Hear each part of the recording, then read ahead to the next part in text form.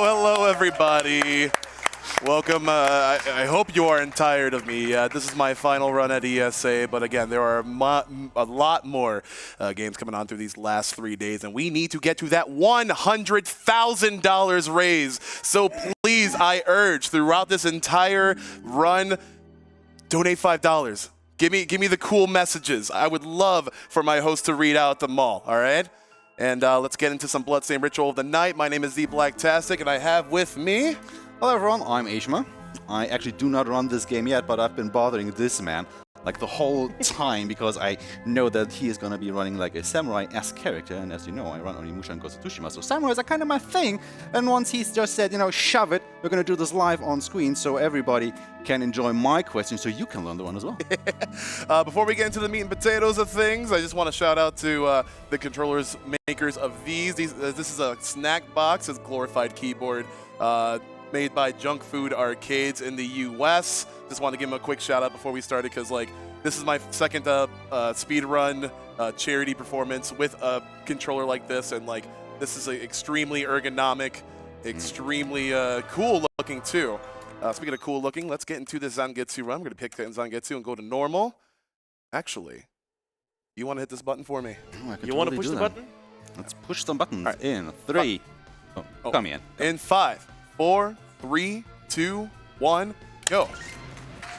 All right, this is Bloodstained Ritual of the Night. This is a spiritual successor to Castlevania, rather modern Castlevania titles like Symphony of the Night, Aria of Sorrow. You're going to be seeing us traverse through a lot of the castle, or rather the places, the biomes, in breakneck speed, because this is an extra character that we picked up called Zangetsu.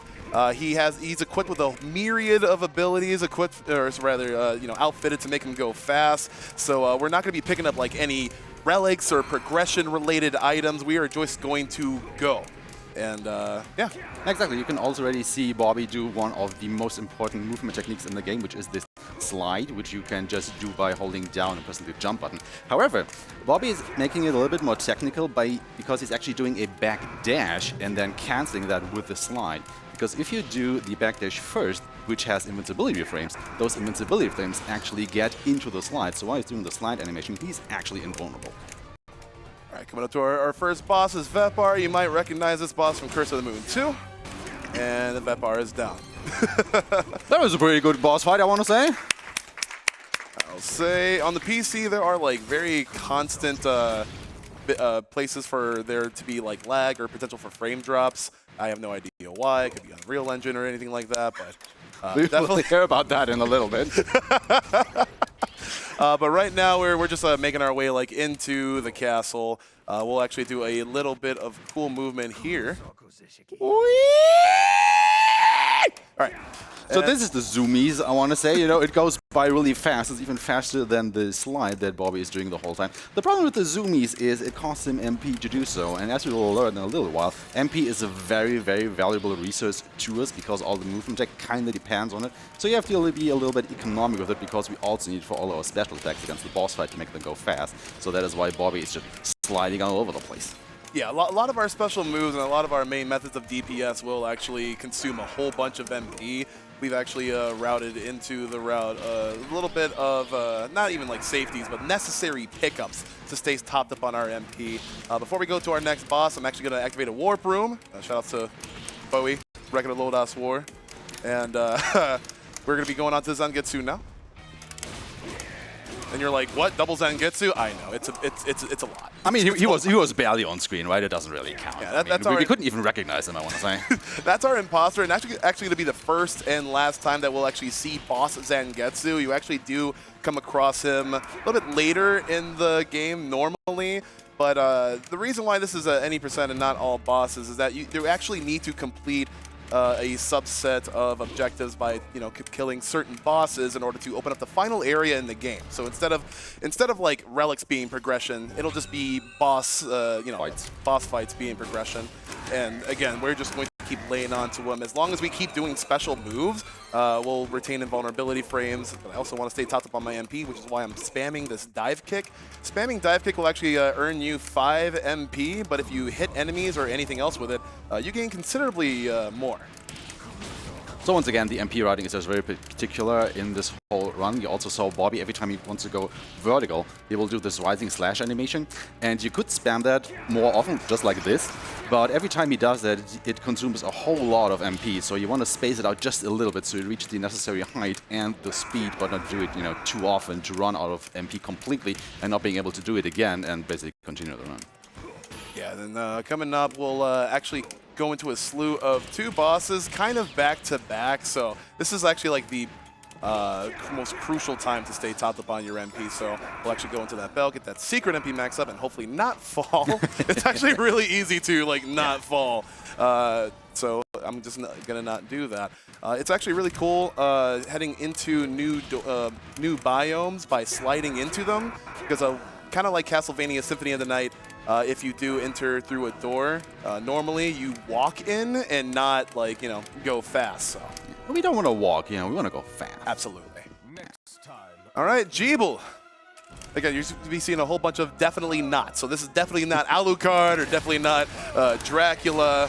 So we're just going to keep laying into him right here. As you can see, my MP is incredibly low. So we're just going to backtrack a little bit and dive kick on some enemies to, you know, stay topped up on MP.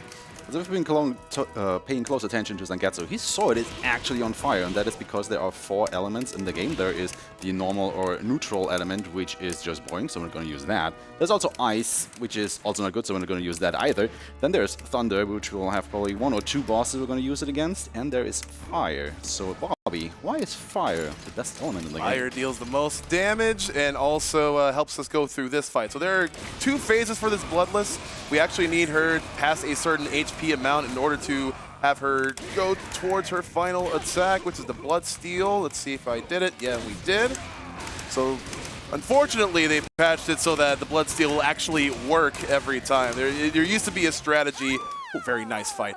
There used to be a strategy where we would actually pan the camera away from Bloodless so as she wouldn't gain all of that HP back. Well, they did fix it, but we could still burn down that HP quite quickly. Shout out to patches that patch our strategies. Always love to see that. And yeah, I think I'll actually be switching to the lightning element here, and that's the ice, but you know, I'm just trying to do kind of like as fluid of a motion as possible so I don't drop a backdash. Obviously, if you backdash without sliding, or vice versa, like the backdash kind of takes precedence, and you dash backwards, not forwards. You may not see it because it goes by so fast, but Bobby is actually canceling like a whole bunch of different attacks and animations like into each other, because Zangetsu can just basically do that. You can for one motion like right into the other without stopping. So this is Andrealfist. I'm actually going to manipulate it by walking forward so he can walk towards me and be forced to use a short-range attack. That lightning will actually tick not only for a bunch of damage, but just for hitting often. And that's really integral to stagger mechanics for these humanoid bosses. The more that you hit them, the more susceptible they are to being staggered or stunned. And we get the slide on spikes here. So once again, since Bobby is canceling the backdash into the slide, he was just able to slide through all those spikes without taking any damage. And he actually did a little jump there before going down the staircase, because if you are too fast, basically going down the staircase, the screen will actually reset, and you have to do the puzzle where you put on the block on the switch once again. Oopsies. If you can see those portraits, they look extremely real, but that's actually because there was a Kickstarter incentive for patrons to actually put their faces into the game. So, you know, like a lot of these elements, a lot of these additional and extra features are all at the behest of the great support of people wanting to make this spiritual successor to Castlevania happen. There's not really much to talk about in this stage. I see we have a couple of messages to be read out. So, host, if you want to, take it away. Yeah, I have one that's from last run from Da Vinci Style Games that says, "Hi, greetings from the Netherlands." Hey, me too. Very nice to see another big Crash Bandicoot fan. I know Bobby's one too. Good job in the speedrun. Are you also a Spyro fan? Kind regards, Vincent. And I have one for $50 by Icer107 that says, "Hey, when's the Bloodstained crowd control?" No, I'm joking, Bobby. Please don't. That's actually the donation, not me. I want to see it. I'm looking forward to the many Doritos this run.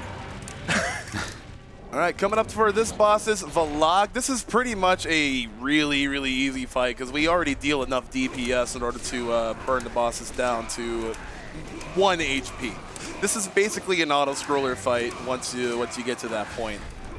So I can just do some, you know, Super Mario stuff, just jumping on this guy's head so I can grab some MP back. And again, there's not really much to this fight. There's a specific HP pool. They share the same HP pool. They're of one body. But we have to have 2 auto-scroller segments throughout this. There also is a little bit of a desperation attack. But this is pretty much an easy boss. Oh no, what are you going to do? Yikes, guys. What is that? But yeah, basically this boss has about 4,000 HP, and Bobby depleted that like a long while ago, but we still have to wait for the boss to go through all of this auto-scroller section to actually end the fight, so...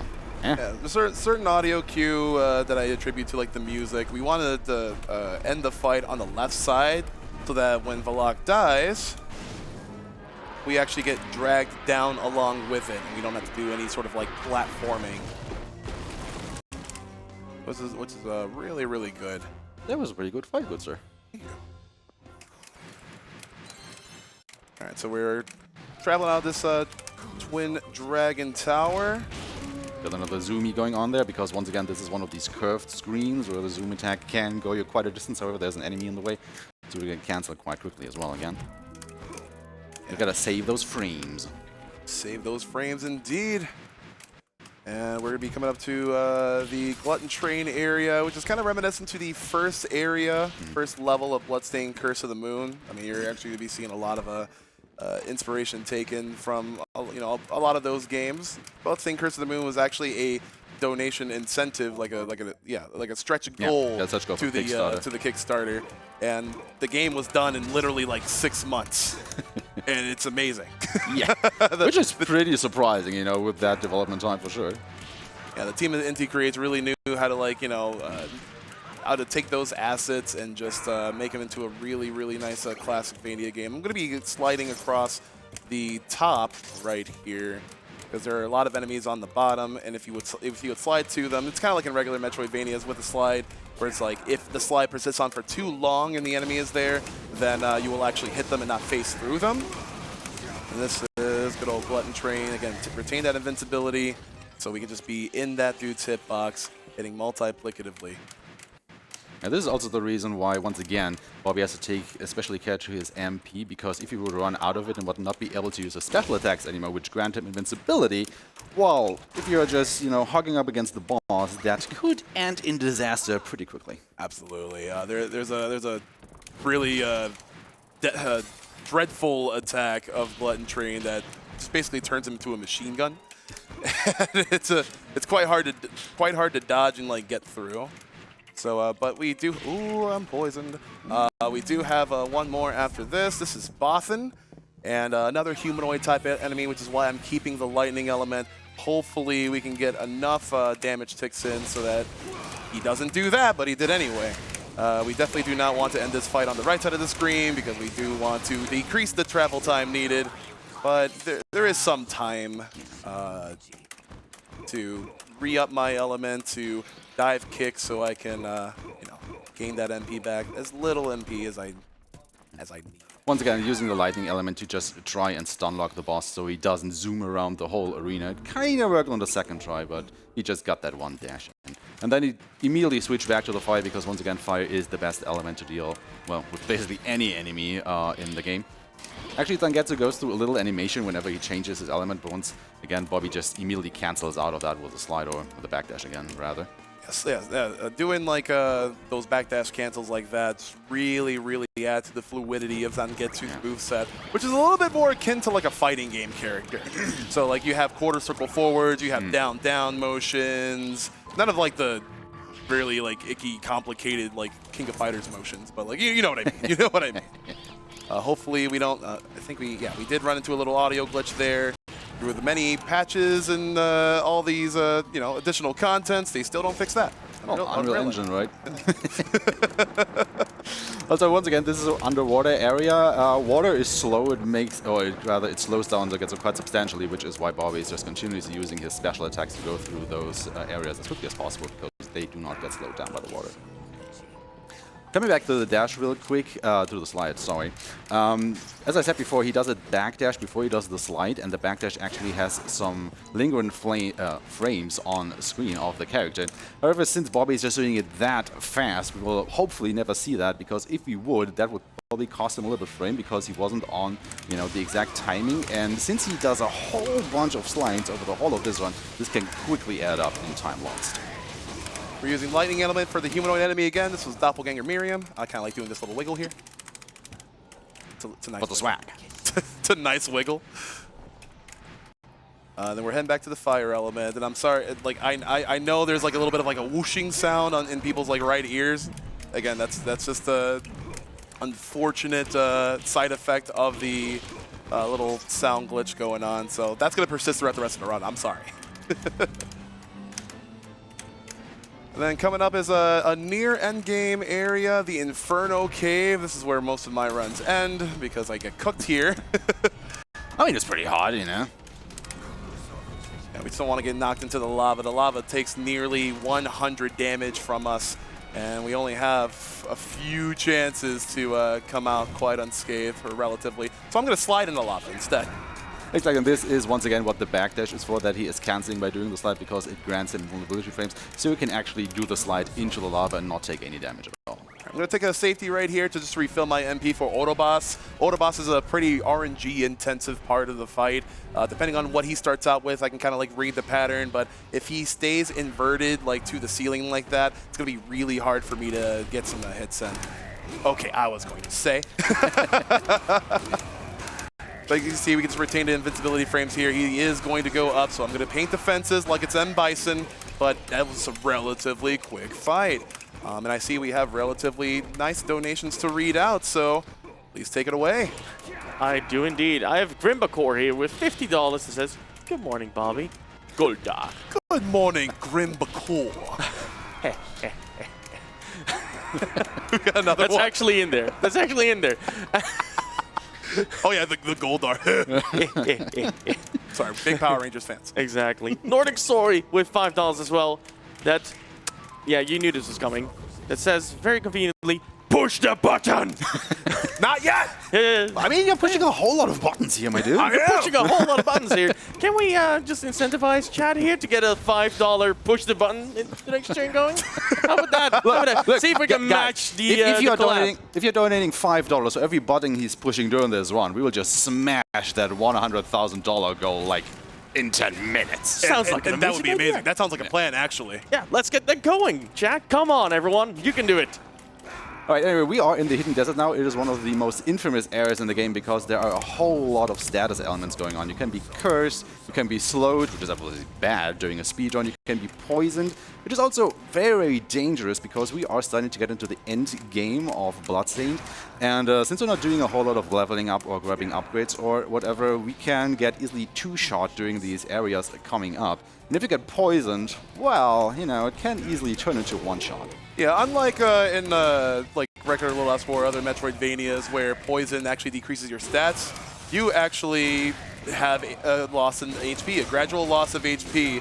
And when it comes to like the later game stages, wall splat, the later game stages, and or Alfred, it could prove to be quite a force to be reckoned with, coupled with everything coming at you. But it looks like we came through relatively unscathed. Alfred can definitely give you a bit of a hard time depending on the potions that he throws. But again, bosses mainly don't really like matter much until this final part. Like we are about three away from the end of the game. But during the last boss fight, you actually saw Bobby use a second kind of attack. So the main attack is this Hadouken motion slash where Zangetsu just slams his sword into the ground and extending this flame outwards, this explosion, which actually kills the most of the damage of the attack. However, there's the second one where Zangetsu just jumps a little distance and then slams the sword into the ground, which actually deals more damage. However, since it has a slower startup, it has less DPS than just standing in place and smashing the sword. Yeah. So that is why Bobby is using that most of the time. Yeah, you definitely want to be just using that down lunge special attack if people are just going to be like moving away from you like that. And it's only like Alfred that pretty much does that. I mean, he has his zoomies, you know, he likes to walk around his little ring arena a little bit, you know, get a little bit of motion going here. He's got to get his steps in, you know? Yeah. Not as agile as he used to be. Yeah, probably has a little, you know, step counter on his wrist or something. So a little magic following him around, telling him how many steps he has to take like every day. The black dragon that we just slid under, that was the Abyssal Guardian, and that was actually a former boss from Livre Ex Machina that we were not supposed to, but that was an actual boss. You know, we would visit it in all bosses, but we just need the right amount of bosses to open up this final area. But speaking of skipping bosses, Oh, yeah. bye. Let's not. Yeah. Yeah, you can just completely skip this boss fight by doing the zoom just across the area as long as you do not hit the floor. However, there's a little bit of thing that you have to take care of, because if you let the camera scroll up too high, you can actually still zoom through the boss fight. However, you cannot leave the room because for whatever reason the exit area gets deactivated and you're just basically soft blocked in that room. Since Zangetsu just has this very huge range on the sword, you can still hit the boss from outside the arena to basically unlock yourself, but obviously that loses you quite a bit of time and can basically kill your own. All right, for these next two bosses, we got a couple more donations to read out. Well, and I have them. I have an anonymous donation for $5 that says, "Push the button." He's pushing a lot of buttons, guys. He is. But we need more donations to match those buttons. So we also have a $10 from Benny1 that actually has a question for you, Bobby. What's up? How long did it actually take you to beat this game casually? As Miriam, it took me a little bit over like 8 hours or so. There were a couple of choke points in this game where you can, you know, like you need items for progression. And if you like, you know, skip out on things, or if you don't have much of a keen eye, then you might be missing them. This is Dominique, and this is, you know, she's actually a bad guy. I'm sorry, spoilers. In a speedrun, how dare you? But this is one humanoid enemy that you actually do not want to use lightning against, because this is a bit of an end game boss. She does have like a bit of like a revenge value, so she can like lock, or she can break herself out of that sort of like stun lock that you might want to put her in. So it's just a little bit easier to you know, burn that boss. This is the second phase of her. This is Bale, and you don't see her at the beginning, but she will randomly pop out of one of these 3 heads, and that is actually the head that you want to go for and actually to kill her. Now you can attack all the other heads, but they have their own HP bar, and once Dominique gets out of them, it looks like we got the cat one, like right up there at the top. Her health bar basically overrides the health bar of the head. Now you do want to go ahead and kill the cat head in this fight. However, Bobby will still go ahead and attack the other heads simply to regain his MP, so you can keep on using his specials against Dominique at this point, because you absolutely do want your invincibility frames during this fight, because as you can see, there's a lot of going on here. Different attacks that you just want to try and power through and deal damage to the boss to make the fight go over quickly. Now the cat head is one of probably the least favorable head for this fight to go through. You kind of want to be in this green lizard thing because it has the biggest hitbox, so you can deal damage to it for the most amount of time. But yeah, still pretty good fight, and we are on to actually the end of the run in the last boss fight. Yeah, the last run. You know, normally Bale would be the final boss of most of the other characters, but there's just one more thing we got to take care of, one loose end. But before that, I'm going to take the safetiest of saves. And because this last boss can definitely be a little problem, because there are 3 phases going through. Each phase has about 4,000 HP that Bobby has to go through, with the second phase of the boss probably being the most problematic for reasons that will be shown in a very short amount of time. And here's Miriam. Miriam! Yep, she has succumbed to the darkness, and now we must slay her. Unfortunate. So again, we're just going to try to manipulate her to be a little bit closer to us and spam those short-range attacks. If she does get a little bit too far ahead or behind us, she can cast spells ranging from teleports to incredibly long and arduous attacks. Second phase, she gets that great sword, that 2-handed sword, and where I'm actually going to be doing the rising slashes to invincible frame through it. and the dive kicks can actually have a little potential to stun as well. But again, you're going to be seeing hopefully no spells come out of her while I just stay close to her and just kind of like manipulate that AI to very nice guard. There is a guard function here. If you do parry, you get a considerable amount of MP, which definitely would like for this fight. Oh my god. And time is going to be on the final hit. Time. 23 flat. Very 23 nice. flat. Very nice. Underestimate. You got it done, Bobby. You got it done. We did. We did get it done. This is Bloodstained Ritual of the Night. This is actually one of many modes that you could play as.